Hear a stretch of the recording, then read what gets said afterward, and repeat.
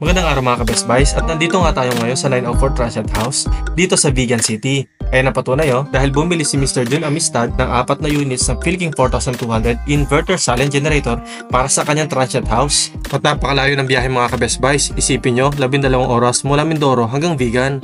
At shoutout nga pala sa Toda dyan sa La Union. Grabe ang disiplina ng mga yan. Lagi nasa gilid ng kalsada. Sa amin yan sa Batangas. Takko, walang tatabi. Tadya naman napakasarap ang biyahe kapag ganito kaganda ang iyong kasama. Uy, asawa ko yan. At nag-i-enjoy naman kami mag-asawa sa ganitong klase ng aming negosyo. Isipin nyo, nag-i-negosyo ka na, nakakabiyahe ka pa sa iba't ibang lugar dito sa Pilipinas. Hey! At bago nga kami dumiretso sa aming kliyente, ay minabuti muna namin kumain para dire-diretso na yung trabaho. At ito nga dumating na kami sa 904 Transient House at tinulungan naman kami agad ni Kuya. Napakabigat din yung mga ka-Best Buys sa isipin nyo kahit maliit yung generator na yan, 50 kilos ang isa niyan kaya medyo sasakit din talaga yung likod nyo. Ito nga at sa pag-unbox ay tinulungan na rin tayo ni Sir Jun. Buti na lang at marami siyang tauhan nung araw na yan. Ito na nga tinilabas na natin yung freebies ng 4 na generator na to. Yung kanyang change over switch. Supposed to be, dapat yung mga generator na to may automatic transfer switch. Pero sabi ni Sir Jun, hindi naman niya kailangan ng automatic. Ang kailangan niya lang backup para sa kanyang mga kwarto. Kaya naman, sabi niya mas maganda kung change over switch na lang yung ikakabit instead of automatic transfer switch. At isa pa, pwede naman lagyan ng ATS yan anytime na gustuhin ni Sir. Kaya nga, piniprepare na natin yung generator. Talagyan na natin yan ng 0.7 na oil at kalahating litrong gasolina kada unit. Itong at dinidiscuss ko na kay Foreman / electrician yung sistema ng pag-i-install ng ating change over switch. Pero hindi naman siya nakakontak. Kapag nakaganto yan, walang contact ito.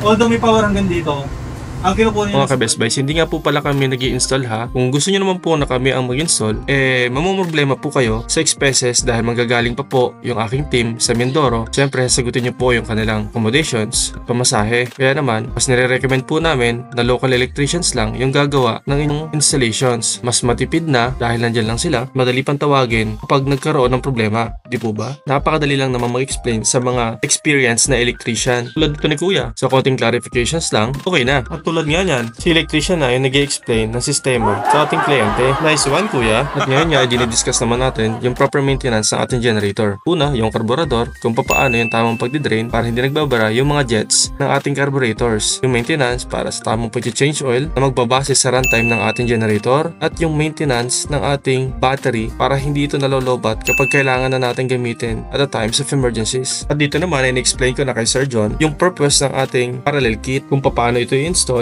at kung ano yung benefits ng pagkakaroon ng kit na ito na pwedeng gamitin sa mga high load capacity appliances. 5 kVA yung ginagamit nyo. 2.5 dyan, 2.5 dito. 5 kVA ang labas dito. At add na sila. Automatic yun. Even na even yung kuha no? Yun. Kaya niya Kaya yan. halimbawa, tumaas yung sir, may gusto kayong pagganahin na heater. Oo, pwede na yun. Pagsamahan mo yan, sir, sa mo siya ikabit dyan. So ang mga ang gata gumatang tanti saksakan natin ito eh. Good day tigatangin wala kang dala sir. Yung mga plug nito.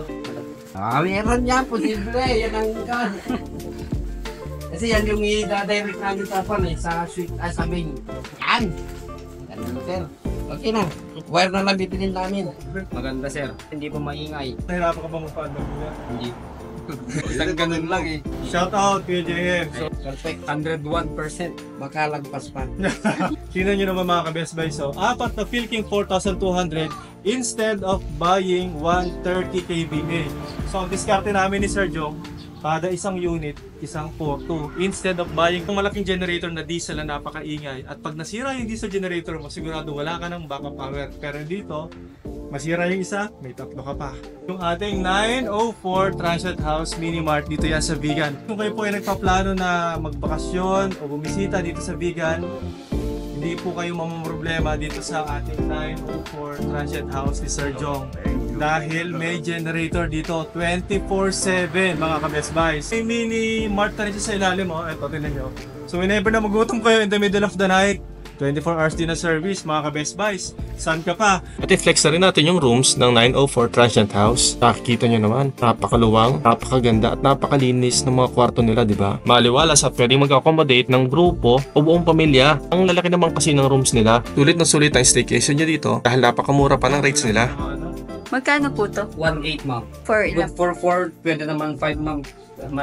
Lalagyan po ng extra bed po. May cottages at malawak na parking space sa likod para mas safe and secure ang inyong mga sasakyan. May malawak na staircases kahit magsalubong ang 2 tao na tumataas at bumababa. Nakalinis at napakabago ng CR nila.